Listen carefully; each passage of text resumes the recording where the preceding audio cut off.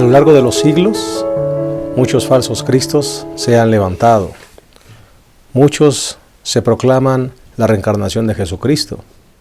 Por ejemplo, estuve leyendo sobre Alan John Miller, un hombre australiano que afirma ser Jesucristo. Él, junto con su esposa, han establecido la verdad divina. Él dice que tiene claros recuerdos de su crucifixión, de cómo fue dolorosa, y que su esposa Mary Luke es la reencarnación de María Magdalena y que ellos se casaron y tuvieron una hija.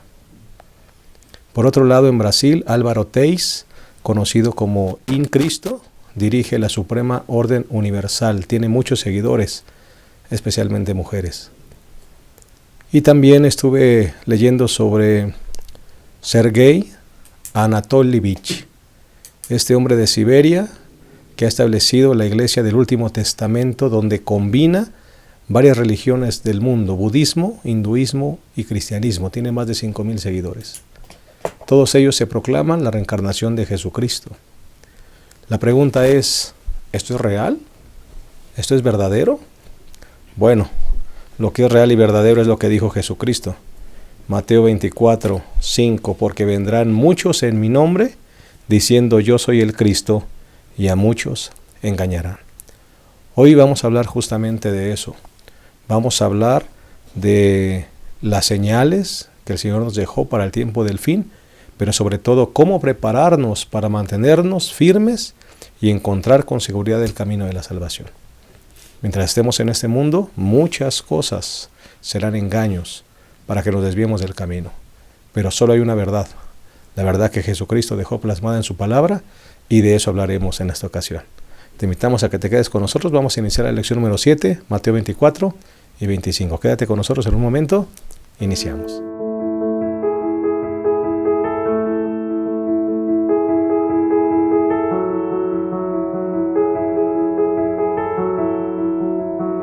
Estamos muy contentos de darte una cordial bienvenida a este repaso de la lección número 7, Mateo 24 y 25. Hablaremos de las señales del fin, hablaremos de cómo el Señor nos dejó ese camino trazado para no perder o no extraviarnos en la vida espiritual, y sobre todo cómo prepararnos para ese momento especial, para ese momento difícil, pero también para ese momento glorioso, cuando Cristo aparecerá por segunda vez. Hoy tenemos 3 invitados que nos da mucho gusto el poder saludarles. En primer lugar, el pastor Hortensio Vázquez, vicepresidente de nuestra casa editora Gema Editores, especialmente encargado del área de marketing. Es un gusto que esté nuevamente con nosotros. Pastor Hortensio, bienvenido. Pastor, muchas gracias. Un privilegio estar aquí y compartir esta lección extraordinaria, maravillosa, que nos abre un panorama tanto histórico como escatológico. Muy interesante será. Sumamente. Pastor Johnman Manuel Méndez Niño. Gusto saludarte, qué bueno que estás con nosotros, pastor, una vez más en esta lección tan importante. Gracias, pastor. Realmente ha sido, en lo que llevamos de estas semanas, de este trimestre, ha sido muy revelador, y creo que es contundente que Cristo está cerca y nosotros como iglesia tenemos que prepararnos. Así que esta semana, a través de estos 2 capítulos, podemos vislumbrar no solo el anuncio, sino también la preparación que Cristo desea que tengamos como pueblo de Dios. Una preparación cabal, ¿verdad? Así es. No una preparación superficial. Exactamente, pastor. Gracias, pastor. Bienvenido. Pastor Gracias. Abraham Ramírez, gracias por estar una vez más con nosotros, pastor. Gracias, pastor. Sí, estamos aquí en vamos a ver lo que Jesús dijo acerca del tiempo del fin, ¿no? Qué circunstancias iba a vivir su pueblo y cómo el pueblo de Dios debe enfrentar todas esas circunstancias adversas, como vamos a ver, pero al final la victoria siempre es de Cristo y su pueblo. Me alegra saber que no estamos a oscuras, pastor Abraham. Así es. Sí, ¿verdad? Sí, el Señor ya dijo qué va a suceder, ¿no? Y dice, prepárense. Y nos dice la manera de cómo debemos hacerlo. Así que Dios está con su pueblo. Amén. El camino está trazado. Así es. Gracias, pastor. Vamos a proveer lo que serán nuestros 3 puntos del bosquejo de esta ocasión. El primer punto le hemos titulado Una poderosa predicción. El segundo punto, señales del fin. Y el tercer punto, preparación cabal para el tiempo del fin. Vamos, si les parece bien, a hacer una oración y entonces iniciaremos nuestro repaso. Cariñoso Padre que estás en los cielos, gracias por darnos el privilegio de estar reunidos en torno a esta mesa. Vamos a analizar la lección número 7, que tiene que ver con las señales del fin y también nuestra preparación cabal para ese momento y por supuesto tu gloriosa venida. Ayúdanos, Señor, para que estos conceptos queden grabados en nuestro corazón, que podamos abrir los ojos, que la venda pueda caer y que podamos vislumbrar, Señor, con claridad el camino que tú nos has trazado para hacer posible nuestra salvación. Que todo lo que digamos sea sazonado, dirigido por tu Espíritu Santo. En el nombre de Jesús lo pedimos. Amén. Amén.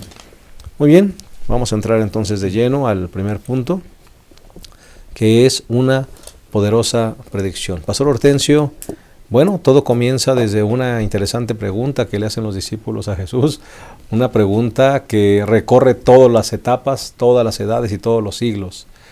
¿Cuándo será el fin de este mundo? ¿Cuáles serán las señales del fin del tiempo? ¿Verdad? Una pregunta relevante para nosotros también el día de hoy.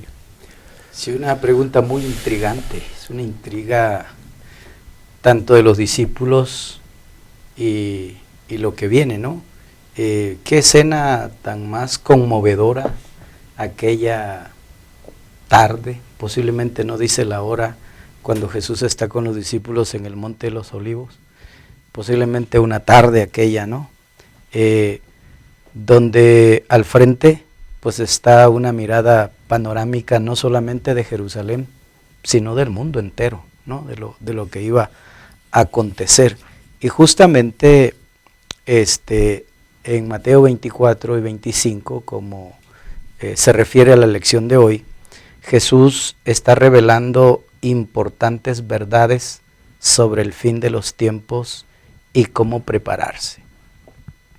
Yo quiero comenzar la reflexión citando el texto de memoria que está en Mateo 24, 24, porque hay una preocupación de Jesús.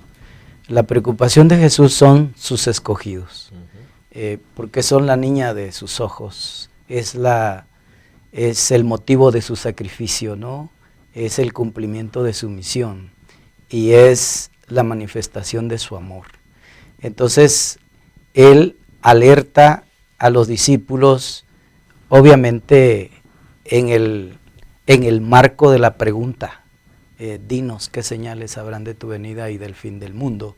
Y dentro de eso, Jesús les dice algo que va a suceder. Le dice, se levantarán falsos cristos y falsos profetas, número 1. Número 2, harán grandes señales y prodigios. Y número 3, engañarán. O sea, 3 cosas, ¿no? 3 cosas que estos van a hacer. La falsedad, los prodigios, señales y prodigios, y el engaño. 3 cosas a los cuales los escogidos tendrán que enfrentarse. Entonces, es aquí donde estos capítulos contienen pues los acontecimientos finales y al mismo tiempo Jesús les ayuda a los discípulos, no solamente a los discípulos, sino a las siguientes generaciones a ver el futuro inmediato, porque no solamente Jesús les está presentando la destrucción inminente de Jerusalén, que es una tragedia de proporciones catastróficas para su pueblo, sino que les está abriendo el telón para los acontecimientos escatológicos. Correcto, Pastor. Pastor Abraham, definitivamente yo me siento feliz porque el Señor no nos dejó a oscuras. Qué bueno que para esta pregunta tan puntual que hicieron los discípulos y una pregunta que llega hasta nuestro tiempo, nuestro siglo, el Señor no dio una fecha, establecida, no dijo la hora, pero sí dijo cuál sería el contexto de su venida y cuál sería el contexto del fin del siglo. Nos damos cuenta, Pastor, que no es un meteorito que va a chocar contra la tierra, no es una peste generalizada que va a acabar con la humanidad, sino son engaños, ¿verdad? Situaciones de engaños religiosos que empezarán a propiciar el terreno fértil para el momento glorioso. Sí, pastor, el Señor Jesús ya predijo lo que debía de acontecer antes de que Él regresara a la tierra, ¿no? De hecho, esa fue la pregunta, dice Mateo 24:3. Cuando Jesús se sentó en el Monte de los Olivos, se acercaron a Él los discípulos aparte y le preguntaron, dinos, ¿cuándo serán estas cosas y qué señal habrá de tu venida y del fin del mundo? ¿Sí?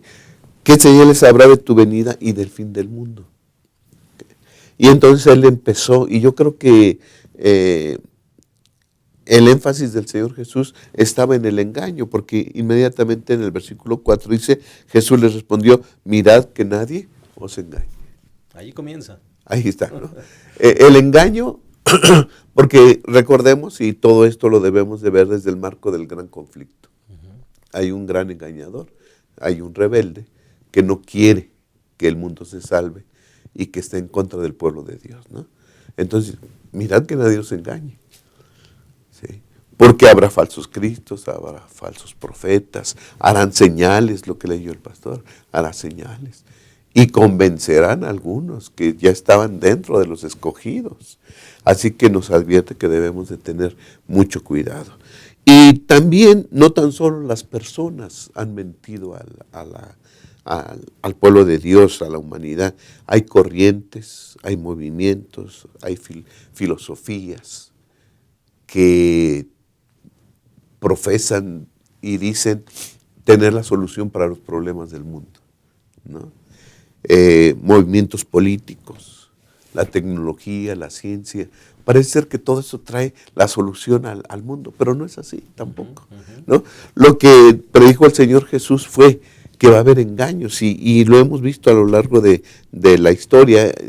En la introducción comentaste a algunas personas que se han levantado y eso ha sido a lo largo de la historia, ¿no?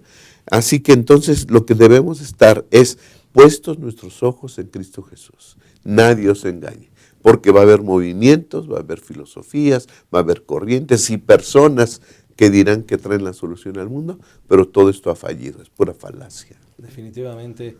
Y me llama la atención que dice aquí, en este mismo momento, en el comentario de Elena White, dice, en este mismo momento los ángeles están sosteniendo los vientos de contienda para que no soplen hasta que el mundo reciba la advertencia de su próxima condenación. Pero se está preparando una tormenta, ya está lista para estallar sobre la tierra, y cuando Dios ordene a sus ángeles que suelten los vientos, habrá una escena de tal lucha que ninguna pluma podría describirla. Lo que se avecina es algo grande, y lo que podríamos decir que nos da temor es ser engañados, lo que decía el pastor Abraham, ¿verdad? Que el engaño está inmiscuido en este desenlace final, Pastor Yolba. Claro, Jesús puso todo un marco. Aunque Él tiene ese énfasis, Jesús habla de todo lo que ocurre en el mundo. Estamos hablando que Jesús hace 2000 años predijo las guerras, rumores de guerra, los terremotos, las pestes, todo ese movimiento social y natural que hoy está ocurriendo. Es decir, lo que estamos viendo hoy, Jesús lo dijo hace 2000 años. Y bueno, me llama la atención el versículo 25, ya os lo he dicho antes. Es decir, Jesús le propone a los discípulos, pero bueno, no solo a los discípulos, también a nosotros, porque aunque la pregunta de los discípulos corresponde a una preocupación de ellos para ese momento, porque cuando Jesús dice que no quedará piedra sobre piedra, ellos de una vez dicen, bueno, si este templo con semejante estructura y semejantes rocas va a quedar destruido, eso significa que va a ser en el final de los tiempos, cuando tú vengas. Así que por eso ellos les preguntan de esa manera. Ahora Jesús les da respuesta de lo que va a ocurrir en su época, la destrucción de Jerusalén, etc. Pero Jesús también nos dice a nosotros, nos deja un mensaje a nosotros que hemos llegado a los posteriores días. Es decir, a mí me da una seguridad, y a nosotros como pueblo de Dios nos debe dar seguridad, que lo que Jesús dijo hace 2000 años, el mundo que Él dibujó hace 2000 años, es el mundo en el cual vivimos hoy. Jesús no se equivocó.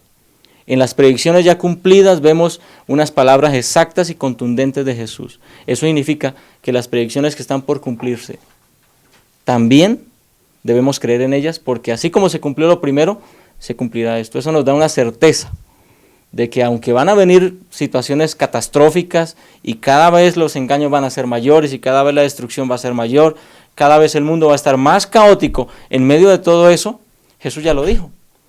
Pero Jesús nos invita a tener cuidado para no ser engañados por ningún movimiento y por ninguna circunstancia que pretenda de pronto arrastrarnos o desanimarnos a desistir de la fe de un Jesús próximo a venir. Quiero poner algo sobre la mesa. A veces podemos nosotros pensar, bueno, se levanta por allí una persona, un loco, ¿no? Y dice que es Jesús, y uno dice, no, pues eso no me va a engañar, ¿verdad? Y uno piensa que así serán los engaños, pero en realidad dice el Señor que se harán señales y prodigios que aún los escogidos serán engañados. O sea, no es algo simple. Venía apenas en mi auto de una conferencia y vine escuchando la radio y estaba escuchando una persona que estaba presentando un libro que se llamaba Señales del Evangelio. Y entonces allí él demostraba que la Biblia tiene partes que no son inspiradas por Dios, que hay muchas partes de la Biblia que son solamente engaños, que se ha metido el error en la Biblia, que incluso algunos sacerdotes malintencionados escribieron parte de esa escritura. Y yo venía escuchando y me ponía a pensar justamente en eso, ¿no? Y me hizo recordar una cita del libro del Evangelismo, página 184, que dice, si Satanás puede hacernos creer que en la palabra de Dios hay cosas que no son inspiradas, entonces estará preparado para entrampar vuestras almas. Entonces no tendremos seguridad ni certidumbre precisamente en el tiempo cuando necesitaremos saber cuál es la verdad. Mira qué interesante, ¿no? Ponen en tela de duda la Biblia, que es justamente la base, es justamente el fundamento que te va a hacer percibir el error. Ahora hay que atacar también, se ataca también la Biblia. Y entonces la gente dice, no, pues es que la Biblia, ¿cómo sé que es inspirada? ¿Qué tal si le escribió ahí? Imagínate un libro como este. Yo me ponía a pensar, qué peligroso este libro que dice que demuestra que la Biblia, algunas partes no son inspiradas por Dios. Definitivamente el engaño será tan sutil que no nos daremos cuenta. Y este tipo de engaño, pastor, va a aumentar a medida que nos acercamos a la crisis final. Va a ir en aumento, se va a intensificar, porque Satanás lo dijo. Hay una declaración en uno de los libros de profecía que dice que si no pudimos detener a Cristo en la tumba, vayamos contra aquellos que tratan de seguirlo. Y entonces ese poder satánico se va a intensificar cada día más y buscará 1000 estratagemas de tal manera de engañar aún hasta los escogidos. Y lo que a Satanás le preocupa no es los que están tambaleando en la fe o los que tienen una fe nominal, ¿verdad? Lo que Satanás le preocupa son aquellos fieles, aquellos hombres y mujeres devotos, entregados, enamorados, apasionados de Cristo, preocupados por la predicación del Evangelio, interesados por la salvación de las almas. A esos les preocupa Satanás. A Satanás no le preocupa los flojos, los que solo se van a sentar y calentar bancas, ¿no? O a los que van a dormir o cuchichear en la iglesia, o que llevan dobles vidas. A Satanás le interesa el liderazgo, a los que mueven la iglesia, a los que preparan la iglesia para el tiempo del fin. Y ese engaño entonces va a aumentar cada día más a medida que se acerca el tiempo del fin. Tremendo. Pastor. Sí, pastor. Habíamos dicho que no tan solo son personas, son movimientos, filosofías. Por ejemplo, la evolución, ¿no? O es más aceptada en los sitios de ciencia, más aceptada la evolución que la creación. Por ejemplo, mucha gente cree en eso. La alta crítica, lo que estabas diciendo, que va en contra de la inspiración de la Biblia, y mucha gente lo cree. La astrología. Hay gente que no vive, no se mueve si no oye primero su horóscopo, cosas como esas, ¿no? Y si bien es cierto que a lo mejor eso no nos saca de la iglesia, pero sí nos distrae de nuestra salvación. Y lo que Satanás quiere es que nos distraigamos, que no nos ocupemos de nuestra salvación con temor y temblor. Así que ahí está toda una gama de engaños, de mentiras que Satanás usa para distraer al pueblo de Dios y que no haya una consagración total y una preparación cabal para el pronto regreso del Señor, ¿no? Mencionaste algo, Pastor Abraham, sacar a la Biblia de nuestras vidas, ¿no? La alta crítica, Pastor. Se cree más en la evolución, se enseña en las escuelas, Pastor. Es parte de los libros de texto. La creación es puesta por un lado, y decía ya la hija de Billy Graham, ¿no?, que nosotros dijimos que estaba bien, ¿no?, cuando decidimos sacar la Biblia y la oración de las escuelas, cuando Madeline O'Hare ganó la demanda en los Estados Unidos, esta gran atea, ¿verdad?, la fundadora del ateísmo, sacó la Biblia y la oración, ganó la demanda, la Corte Suprema le dio a favor de que no se orara y no estudiara la Biblia en las escuelas públicas norteamericanas. Desde allí empezó el declive, Pastor. Cuando sacamos a Dios de nuestra vida, cuando la Biblia no es el fundamento, cualquier cosa se va a introducir. O el atentado contra el matrimonio. Porque ahora el hombre decide qué sexo tener, o la mujer decide qué sexo vivir, ¿no? Si es mujer, si quiere tener un sexo de varón, o el varón tener un sexo de mujer. O sea, ese es un atentado contra la palabra de Dios, ¿no? Entonces, vienen cosas que van a sacudir, ahora sí va a ser la criba, ¿no? Va a ser el zarandeo para saber y calibrar el nivel de vida espiritual que tiene cada creyente. Pues sin lugar a dudas, todo lo que estamos viendo no es otra cosa sino la manifestación clara de que Jesús estaba en la razón. Y las advertencias de nuestro Salvador entonces deben hacer mella en nuestra experiencia espiritual. Si nosotros tenemos una experiencia espiritual muy superficial, porque no solamente se refiere al conocimiento de la palabra, sino a la experiencia con Cristo. Amén. Si estamos desfasados en alguno de esos dos elementos, pues vamos a ser víctimas del engaño de una manera o por el desánimo de otra manera. Entonces, por eso Jesús nos invita a estar tomados de esas palabras, a tener una buena experiencia con Él para estar firmes a todos estos engaños que el enemigo está trayendo y que su objetivo principal es el pueblo de Dios, engañarlos a ellos.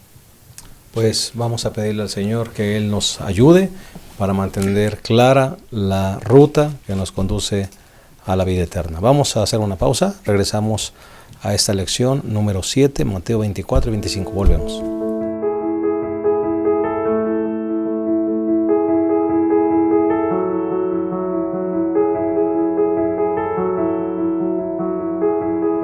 Estamos de vuelta, estamos analizando la lección número 7, Mateo 24 y 25. Estamos hablando de la poderosa predicción que hizo Jesús acerca del tiempo del fin.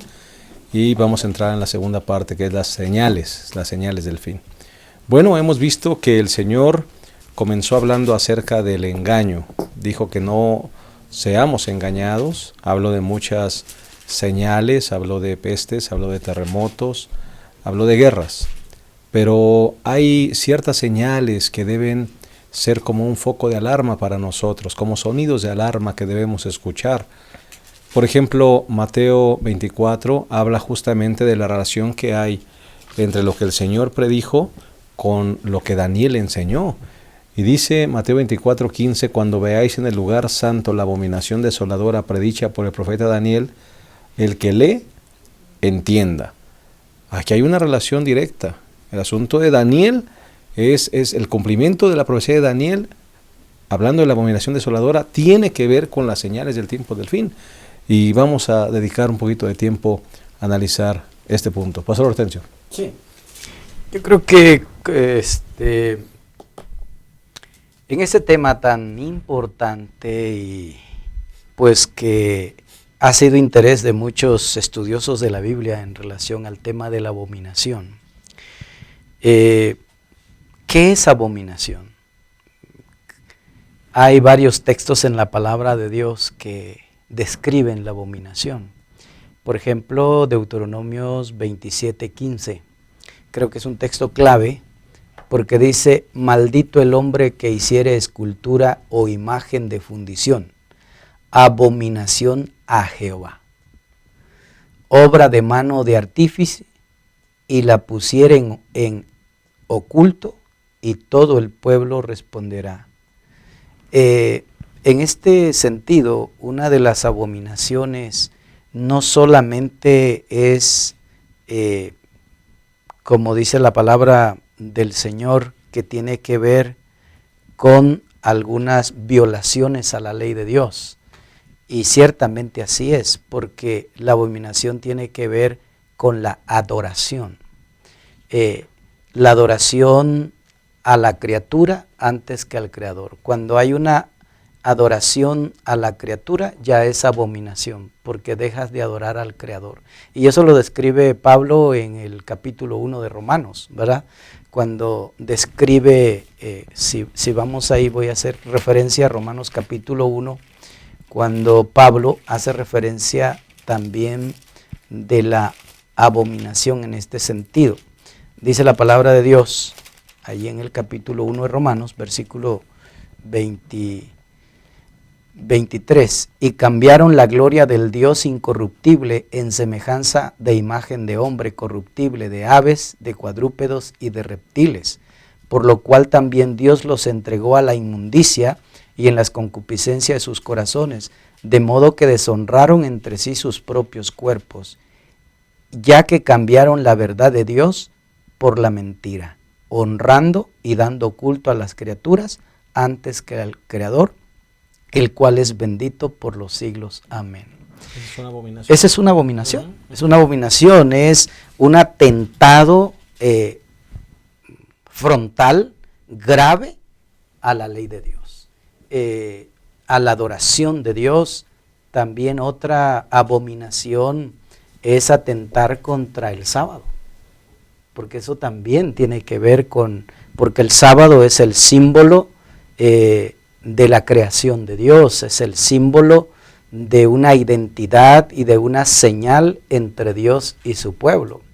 Cuando el engaño mundial en el tiempo del fin va a hacer que las naciones se opongan a la fe verdadera e impongan una falsa adoración al mundo.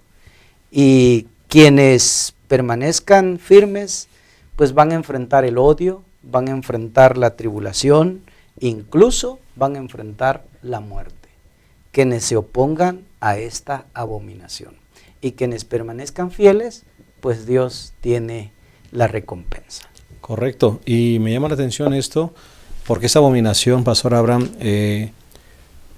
lastima los 4 primeros mandamientos de una. Porque el primer mandamiento: no tendrás dioses ajenos, no harás imagen; el segundo, el tercero, no tomarás el nombre de Dios en vano; y el cuarto, que es la cita de amor del Creador con su criatura. Justamente esa abominación golpea esos 4 primeros mandamientos. Sí, pastor, la abominación desoladora ejemplifica un movimiento, ¿verdad?, que se va a levantar y que se ha levantado a lo largo de la historia en contra de nuestro Dios y su santa ley. Y ya hemos visto que lo que acabas de decir, que los 4 primeros mandamientos han sido atacados, ¿no?, con la idolatría. Se adora a muchas cosas, menos al Creador de los cielos, ¿sí? Se ha atacado al sábado también.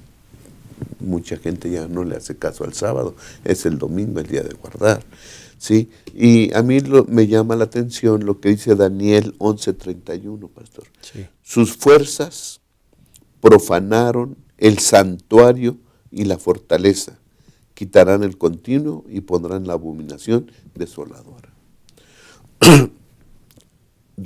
Dos cositas. Dice que profanarán el santuario. En el santuario nosotros ya hemos aprendido que por lo menos había 2 elementos indispensables. La muerte de un animalito sustituto, y la tarea del sacerdote como intercesor. ¿Sí?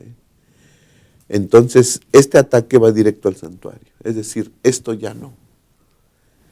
Ya no se predica el asunto intercesor de Cristo, ni tampoco la víctima propiciatoria, ¿no? ¿Qué quiero decir con eso? Bueno, este sistema alternativo de adoración iba a atentar contra la mediación y la salvación, que son las tareas que Cristo hace a favor de su pueblo. ¿Sí?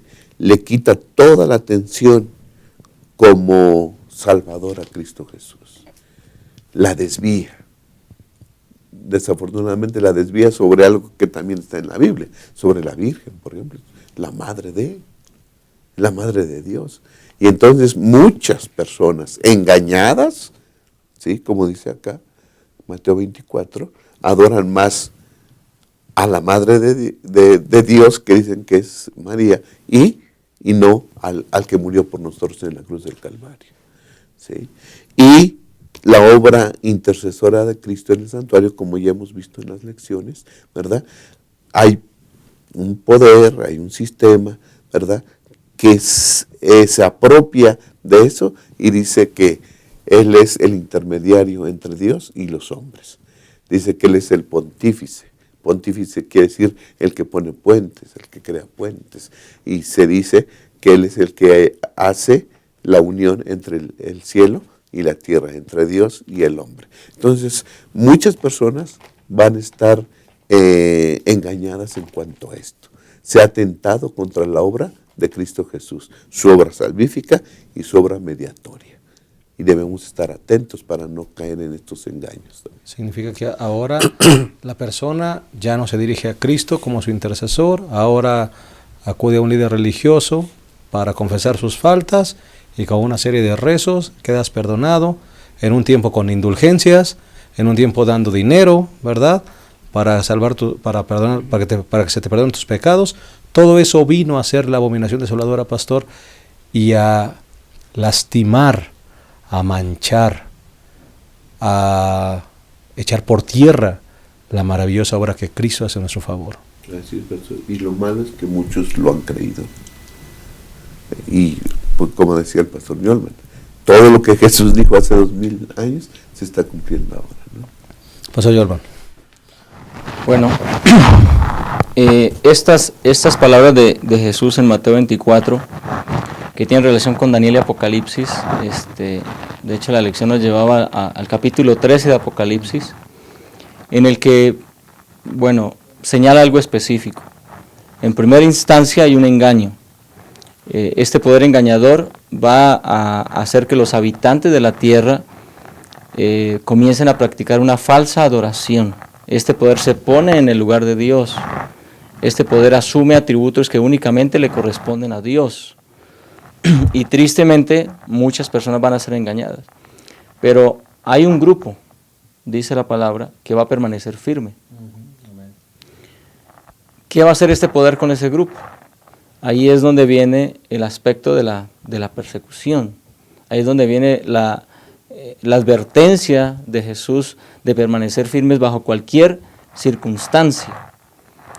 El capítulo 13 de Apocalipsis nos lo dice muy claramente, ¿no? En capítulo 13, versículo 16, y hacía que a todos, pequeños y grandes, ricos y pobres, libres y esclavos, se les pusiese una marca en la mano derecha y en la frente. Este poder es un poder global, no es un poder local, no es un reino local como algunos han querido interpretar. Estamos hablando de ese poder que es un poder político, religioso, que tiene influencia en la política y tiene influencia en la religión a nivel mundial. Y en los últimos tiempos ese poder se va a fortalecer aún más y entonces va a procurar que todos, grandes y pequeños, libres y esclavos, todo el mundo adore ese poder que se ha puesto en lugar de Dios. Y es ahí donde nosotros como pueblo debemos estar apercibidos y preparados para mantenernos firmes bajo cualquier circunstancia difícil que se nos pueda imponer. Porque además ese poder político religioso va a unirse con el Estado, con los gobiernos, para establecer leyes que van en contra justamente de los principios de la ley de Dios. Exactamente. Por eso Pablo advierte, inspirado por el Espíritu Santo, en 2 de Tesalonicenses capítulo 2, versículo 3, nadie os engañe en ninguna manera. ¿Por qué? Porque viene una especie de apostasía religiosa terrible, terrible. Y la palabra del Señor dice, porque no vendrá, o sea, Cristo no va a venir sin antes que venga la apostasía y se manifieste el hombre de pecado y el hijo de perdición. Y justamente el versículo 4 dice, el cual se opone y se levanta contra todo lo que se llama Dios. O sea, el interés de la apostasía, de la abominación, es quitar de la mente del ser humano el nombre de Dios. Esa es la intención, ¿no? Y eso Satanás lo expuso desde el Edén con Adán y Eva, y justamente eso es lo que quiso imponer en la mente de Cristo allá en el monte de la tentación. Quitar a Dios de la mente de Jesús, quitar a Dios de la mente de Adán, quitar a Dios de la mente del hombre, y hoy de la misma manera. Entonces dice, se levantará contra todo lo que se llama Dios, y es objeto de culto. O sea, se convierte en un objeto de culto, tanto que se sienta en el templo de Dios como Dios y haciéndose pasar por Dios. Hay un texto muy interesante que está en Mateo 23:9, que dice la palabra del Señor, no digáis Padre nuestro a nadie aquí en la tierra, porque el único Padre es el que está en el cielo. Entonces, viene una apostasía religiosa muy terrible, donde viene un engaño a nivel global, de las naciones, de los pueblos, de los reyes, de los gobiernos, de los príncipes, y donde van a estar coluidos tanto el poder político con el poder religioso. Y de esta manera van a imponer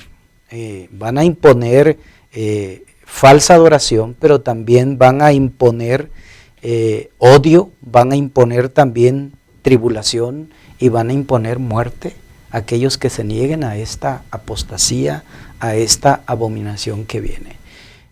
Pero, pues, si bien es cierto, Cristo presentó ya todo lo que vendrá, pero también dio las pautas de cómo prepararnos para el tiempo del fin.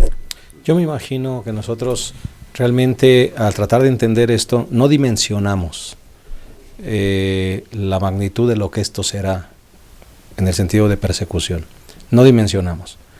Me llama la atención que el Señor nos dijo en Mateo 24:13, pero el que perseverare o el que persevere hasta el fin, ese será salvo. Tiene que haber un asunto de perseverar, de mantenerse fiel, y me pongo a pensar y quiero poner eso sobre la mesa. Las pequeñas victorias te llevan a las grandes victorias. Hoy en día a veces somos tan débiles en cosas simples, Pastor Abraham, Pastor Yolman, Pastor Hortensio, en la observancia del sábado, en ser fieles al Señor, en caer en tentaciones, en debilidades, en cualquier cosa nos hace tambalear. Un hermano ya no me vio bien en la iglesia, ya me voy, ¿verdad? Ya el pastor, me peleé con él y ya dejó de ir a la iglesia. ¿Qué pasará cuando vengan las verdaderas persecuciones? ¿Qué pasará cuando vengan realmente los momentos complicados, donde se establecerán leyes y no podrás ni comprar, ni vender, ni hacer nada? ¿Qué va a pasar? Pastor, por eso es bueno estudiarla ahorita, esta lección, ¿no? Es un llamado a despertar, es un llamado a hacer algo, ¿sí? Porque van a llegar momentos difíciles, en verdad. Estamos en paz, tranquilo. Caminas por la calle con tu Biblia en la mano, te metes a tu iglesia, tranquilo, nadie te dice nada. Va a llegar un momento en que eso no se va a poder hacer. Correcto. Ni mucho menos, ¿no? Ahora, Mateo 24, del 4 hasta el 12, se habla acerca de la obra de Satanás, de todos estos engaños que se van a llevar a cabo, ¿no? Que se van a levantar falsos cristos, falsos profetas, vendrán las señales como guerras, rumores de guerras, terremotos y eso, y a muchos los van a meter a la cárcel, otros morirán. Y pareciera ser que priva nada más el mal, parece ser que nada más Satanás tiene libertad para hacer y deshacer. Pero el versículo que citaste es importante, pero el que perseverar hasta el fin, este será salvo. ¿Cómo vamos a perseverar hasta el fin? Amén. Y después Dios contraataca. Correcto. ¿No? Y este evangelio del reino será predicado en todo el mundo por testimonio a todas las naciones y entonces vendrá el fin. Amén. No estamos solos. El Señor está con nosotros y su evangelio tiene que ser predicado. Entonces, en medio de todo esto que vemos que se está cumpliendo, ¿qué es lo que tiene que hacer el pueblo de Dios para perseverar? Predicar el evangelio. Es el contraataque divino. Es el contraataque divino a toda la obra satánica, ¿no? Pastor, ¿me permite leer lo que dice el conflicto de los Claro que siglos sí, en la página adelante. 580? Dice, solo los que hayan fortalecido su mente con las verdades de la Biblia Amén. podrán resistir en el último gran conflicto. Tremendo. Una declaración muy contundente. Tremendo. Pues debemos contraatacar. Y ahorita vamos a regresar justamente con esa parte, la preparación cabal para el tiempo del fin. Vamos a hacer una pequeña pausa y regresamos a esta lección tan interesante, lección 7, Mateo 24-25. Regresamos.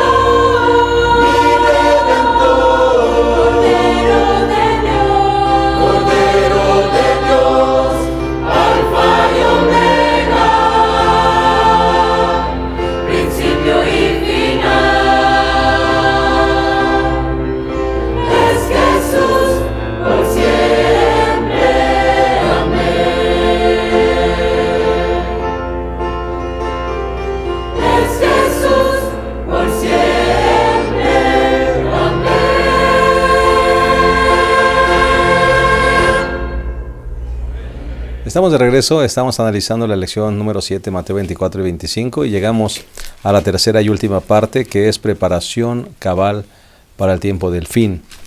Y bueno, viene justamente la lección hablando de Mateo 25 también.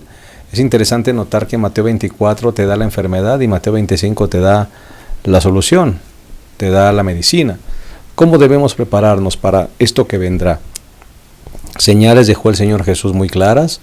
Sabemos todo lo que vendrá. Vendrá el engaño, vendrá la abominación desoladora, vendrán guerras, vendrán pestes, vendrán terremotos. Todo esto vendrá. Y eso será el principio de dolores, dice la palabra. Bueno, ¿cómo debemos prepararnos? Es la pregunta que debemos hacernos en esta ocasión. ¿Qué debemos hacer? ¿Qué debemos establecer en nuestra vida como seguidores de Cristo? ¿Qué debe brillar en nosotros? ¿Qué debemos hacer con este evangelio que será predicado en todo el mundo? De esto vamos a hablar en este tercer segmento. Pastor Hortensio, ¿cómo nos preparamos cabalmente para estos engaños? Como que Mateo 24 pues pone el panorama, ¿no?, de los acontecimientos finales, tanto de manera inmediata, de acontecimientos inmediatos como la destrucción de Jerusalén, pero también los acontecimientos futuros. Pero Jesús no solamente pone el panorama de lo que vendrá, sino que inmediatamente en el capítulo 25 de Mateo, Él nos presenta la clave, la manera de cómo estar preparado para ello, ¿verdad? Y justamente el capítulo 25 de Mateo inicia con la parábola de las 10 vírgenes. Obviamente que el capítulo 25 de Mateo tiene 3 parábolas muy interesantes, pero la lección hace referencia a 2 parábolas, de las cuales inicia con la parábola de las 10 vírgenes. Yo hice alguna anotación aquí acerca de las 10 vírgenes que representan 2 grupos de cristianos, porque las 10 vírgenes tenían lámparas. Todas salieron al encuentro del novio, lo que significa que todas estaban preparadas para su venida, o esperando al novio. Hubo un retraso de la llegada del novio, y todos y todas que creían en su venida se durmieron, porque no solamente se durmieron las insensatas, sino también las prudentes, se durmieron. De repente, en la oscuridad de la noche, todas se despertaron porque venía el novio. Y aquí comienza el grave problema, porque las vírgenes insensatas pues sobresaltaron a la llegada del novio y las encontró desprevenidas. ¿Por qué? Una versión dice en Mateo 25:8, nuestras lámparas se apagaron. Otra versión dice, se están apagando. Son dos interesantes temas, ¿no? Todavía en esas lámparas, sin duda de las insensatas, había una luz, una llama parpadeante. Todavía tenía un poco de aceite, pero no lo suficiente para estar preparadas para encontrarse con Cristo. ¿Y cuál fue el problema? Pues, ¿cuál es el problema entonces? Esto representa que los cristianos que esperan que Cristo regrese, pero tienen una experiencia superficial con Él. Sin duda tienen un poco de aceite, o el Espíritu obra de algún modo en su vida, pero es solo un parpadeo. Están satisfechos con poco cuando necesitan mucho. No conocen a Dios, no han experimentado el carácter de Dios y no han mantenido una conexión vivencial con Cristo. Definitivamente la sierva de Dios en el conflicto de los siglos hace la diferencia entre estos 2 grupos.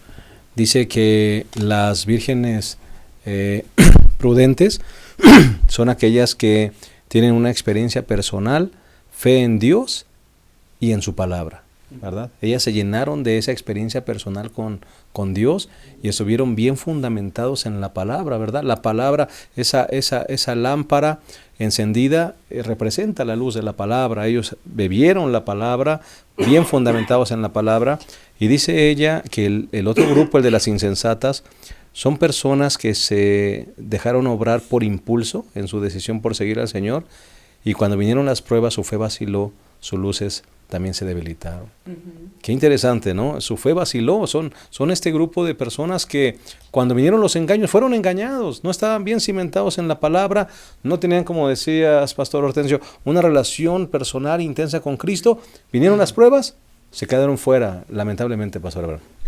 Sí, Pastor, estas dos parábolas podríamos decir, unos sí, otros no. Hay un himno que se llama así, ¿no?, en el himnario adventista. Unos sí se prepararon cabalmente, sí hicieron lo que tenían que hacer, sí le hicieron caso a Mateo 24 y se prepararon, ¿verdad? Otros no. Como decías, creo que decías tú, no dimensionaron las situaciones, creyeron que iba a pasar y que iban ellos a pasar la prueba sin mayor esfuerzo, ¿no? Y en el tiempo en que se podían preparar, no lo hicieron. Correcto. Las vírgenes insensatas, ¿verdad?, les faltó conocer al novio, les faltó conocer el carácter de Dios, y se conformaron con poquito cuando es mucha la necesidad. Yo creo que en este momento pudiéramos englobar al pueblo de Dios de la misma manera. La necesidad es mucha. Necesitamos estar conectados diariamente con Cristo Jesús. Amén. Necesitamos beber del agua de vida todos los días, leer la Santa Palabra, tener comunicación con el Señor a través de la oración. La necesidad es mucha, pero nos conformamos con poco. Hay 4 días de reunión en el templo, domingo, miércoles, viernes, sábado, y nos conformamos con el sábado. Al fin y al cabo estamos guardando los mandamientos. Nos conformamos con poquito, cuando la necesidad es mucha. Yo creo que debemos tener cuidado con eso y anhelar, dice el Espíritu de Profecía, debiéramos tener más hambre y más sed del Espíritu, ¿no? Así que la relación con Dios es importante, que al parecer no le estamos dando esa importancia. El estudio de la palabra, Pastor, el estudio de la palabra, igual nos conformamos con muy poco. Vamos solamente a escuchar el sermón por la mañana, pero el resto de la semana la Biblia se queda cerrada en el mismo lugar donde le dejamos el sábado anterior. Así es. Definitivamente lo que Jesús quiere enseñar con esta parábola, Él quiere ir al aspecto personal ya. Aquí está hablando al pueblo y todo lo demás en Mateo 24. Aquí quiere explorar el aspecto personal, que hagamos una evaluación. Las vírgenes representan a quienes profesamos seguir a Cristo y quienes profesamos estarlo esperando. Así que el asunto no es profesar, el asunto es cuál es la vivencia espiritual. Al parecer las vírgenes fatuas menospreciaron lo que tenían, menospreciaron el aceite. La importancia. Sí, exactamente, le restaron importancia a lo que era realmente útil para ellas. Menospreciar la voz del Espíritu Santo, menospreciar el poder de la palabra en nuestras vidas, tiene que ver en nuestra experiencia personal y práctica con qué es lo más importante para nosotros. ¿A qué le estamos dando hoy nosotros prioridad? Es posible que, como dice el pastor, venimos a la iglesia el sábado, inclusive no todo el sábado siquiera, el sábado en la mañana le damos importancia. Es más, durante la semana nosotros comemos 3 de la tarde, 2:30 de la tarde, pero el sábado son las 12 y ya tenemos hambre. El sábado sí comemos a las 12:30. Entonces, de alguna manera le hemos dado más prioridad a las cosas del mundo. Hay una campaña evangelística, hay una noche de oración, hay una reunión especial, pero estamos ya ocupados en otra cosa. Entonces, hoy menospreciamos. Nos parece que no es importante ir a la iglesia, nos parece que no es tan importante tomar tiempo para estudiar la Biblia, nos parece que no es tan importante tomar tiempo para orar, pero no nos damos cuenta que esto es una preparación, que significa hacer provisión de aceite. Nuestra experiencia espiritual de hoy es hacer provisión de aceite para que cuando venga el momento, cuando se anuncie bien el esposo, entonces tengamos una experiencia sólida y real. Si hoy no tenemos una buena experiencia, difícilmente cuando vengan los momentos difíciles podremos soportar esas situaciones. Correcto, pastor. Una señal interesante, y me gustó mucho cómo lo presentó el pastor Abraham, el contraataque de Dios, ¿verdad? El contraataque de Dios. ¿Cuál es el contraataque de Dios? La predicación del Evangelio. Y en esa predicación del Evangelio hay algo que también tenemos que hacer, que me parece que está relacionado con la parábola de los talentos. ¿Qué estás haciendo con los talentos? El Señor viene, reparte talentos a todos conforme a vuestra capacidad, dice la Biblia. Conforme a la capacidad de cada uno, pero nadie se queda sin talento. Uno recibe uno, dos, 5, y el Señor te los da para que los multipliques, para que los pongas al servicio de su obra en la predicación del Evangelio. Lamentablemente uno va y lo entierra. Uno va y lo esconde, nuevo como se lo dieron, ¿verdad? Y no hace nada con él. Creo que este también es un llamado para que el pueblo de Dios nos levantemos, Pastor Hortensio, y proclamemos utilizando nuestros talentos, nuestros dones, conforme a lo que Dios tiene planeado.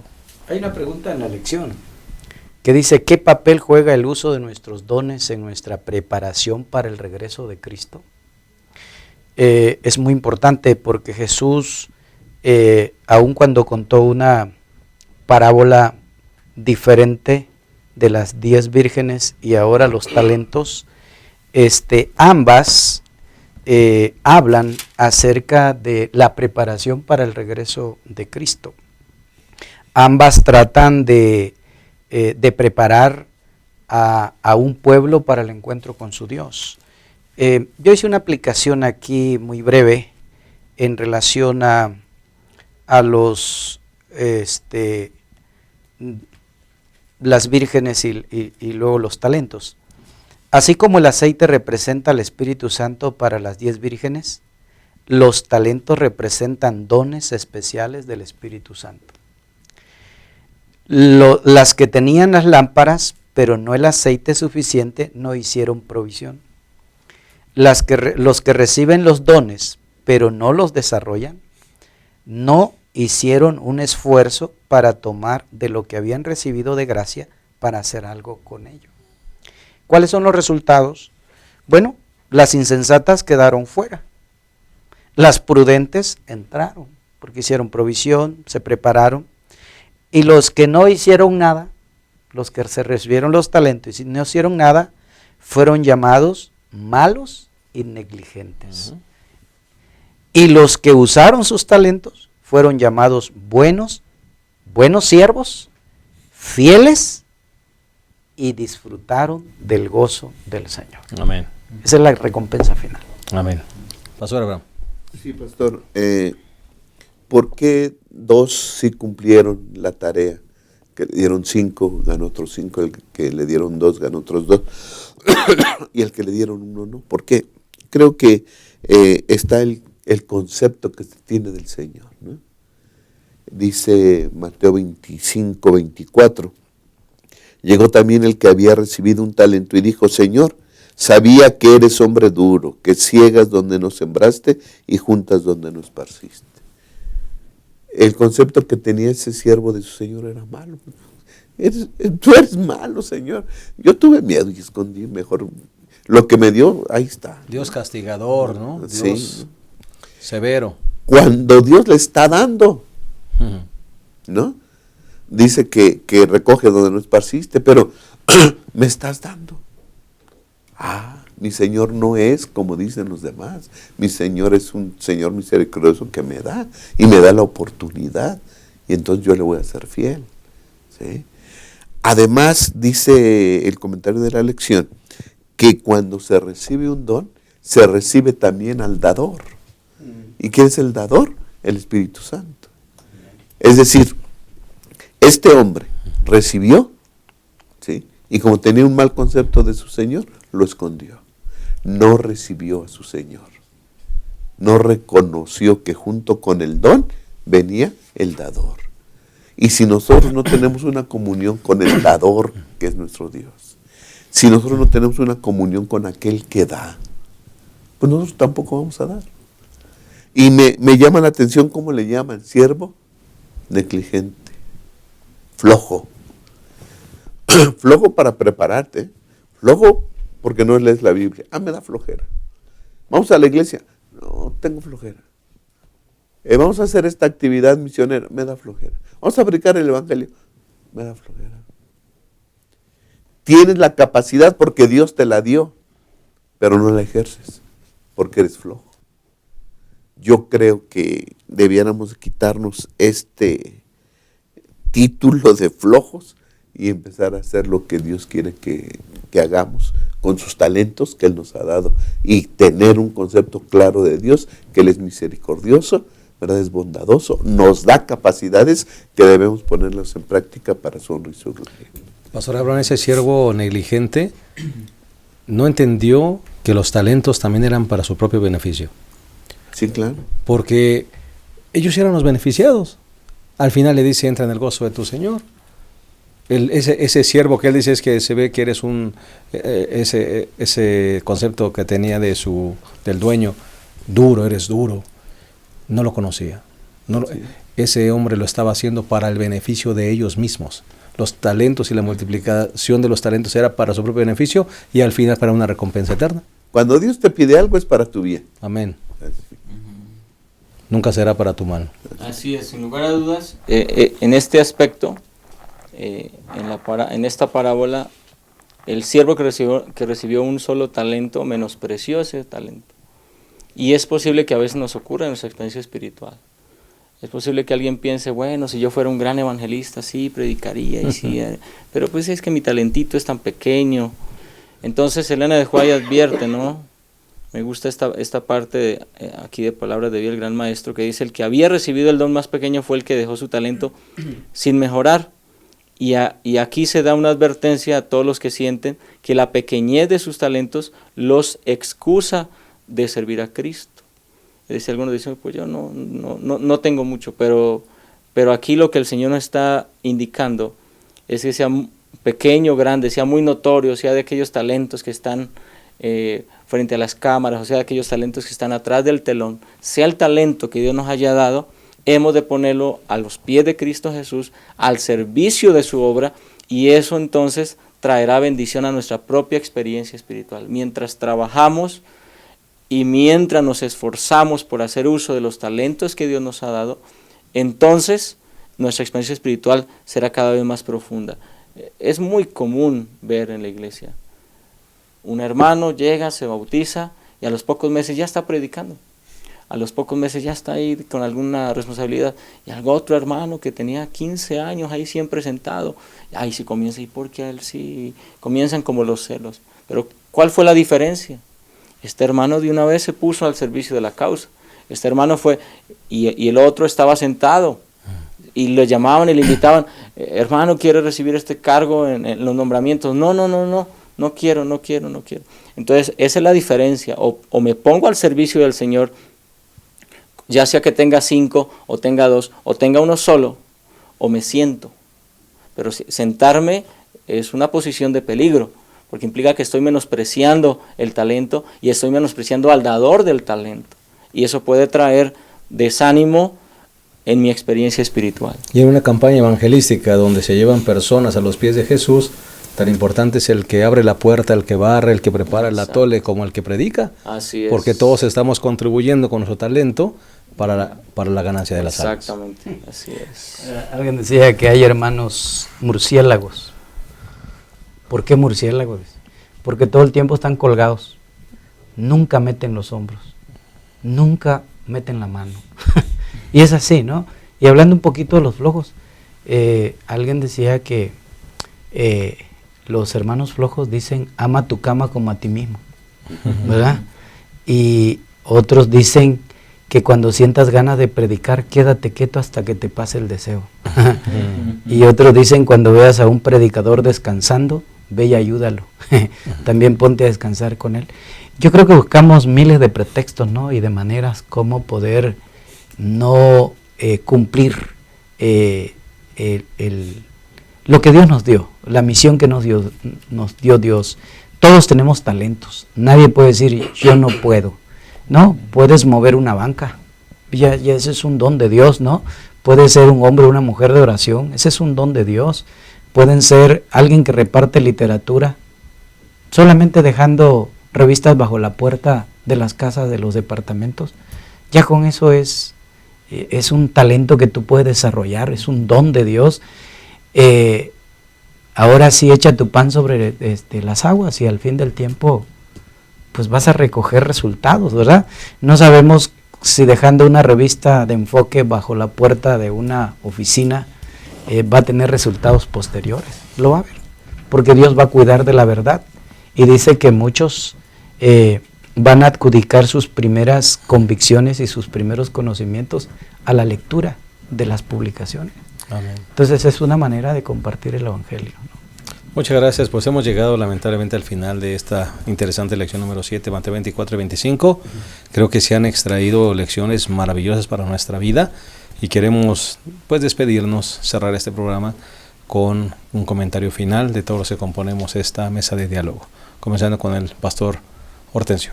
Quiero hacer una lectura del Conflicto de los Siglos en la página 22, que dice: Cristo vio en Jerusalén un símbolo del mundo endurecido en la incredulidad y la rebelión, y que corría presuroso al encuentro de los juicios retributivos de Dios. Que Dios nos ilumine, que el Espíritu Santo nos guíe, que su palabra nos confirme y que podamos ser como las 5 vírgenes prudentes que conocieron a Dios, que vivieron el carácter de Dios y que tuvieron una vida de conexión directa con Dios y con su palabra, y que eso nos prepare para los eventos finales. Amén. Muchas gracias, pastor Hortensio. Pastor Abraham. Sí, pastor, se mencionaron, los primeros comentarios fueron de la obra de Satanás, que va a engañar, va a perseguir, va a hacer todo en contra del pueblo de Dios. Pero después dice: el que perseverar hasta el fin, este será salvo. Yo creo que perseverar nosotros solos no podemos. Necesitamos una dependencia total de Cristo Jesús. Necesitamos conocer al Señor, tener un concepto claro que Dios es bondadoso, misericordioso y que Él cuidará a su pueblo como lo ha hecho en tiempo pasado, ¿sí? Confiemos en el Señor, la victoria es nuestra, solamente que estemos con el ganador, que es Cristo Jesús. Claro que sí. Muchas gracias. Pastor Yolman.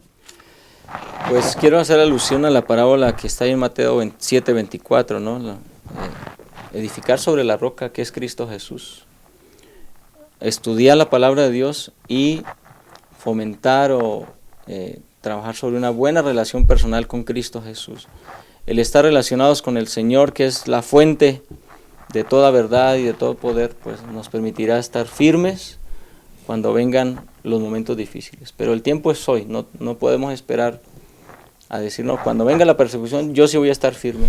Cuando ahorita en pequeños detalles no muestro fidelidad. Debo ser fiel en lo poco para estar preparado para cuando venga la situación más complicada. Claro que sí. Muchas gracias, pastor. Pues hemos hablado de Mateo 24 y Mateo 25 y por alguna razón el autor dejó afuera la tercera parábola de Mateo 25, que es el juicio de las naciones, y me gustaría cerrar con eso. Si va a haber una persecución, si se van a entregar unos a otros, si el amor de muchos se enfriará por esta situación, Mateo 25, la última parábola, dice que los que somos seguidores de Jesús tenemos que demostrar y vivir el amor de Cristo con nuestros prójimos y nuestros semejantes. Si tiene hambre, dale de comer, si tiene sed, dale de beber y todo lo demás lista. Las personas más amorosas deberíamos ser las personas que seguimos a Jesús y que nos sabemos salvadas por Él. Que Dios te bendiga, te esperamos la próxima semana en una lección más de este interesante folleto. Que el Señor les llene de ricas y abundantes bendiciones. Hasta la próxima.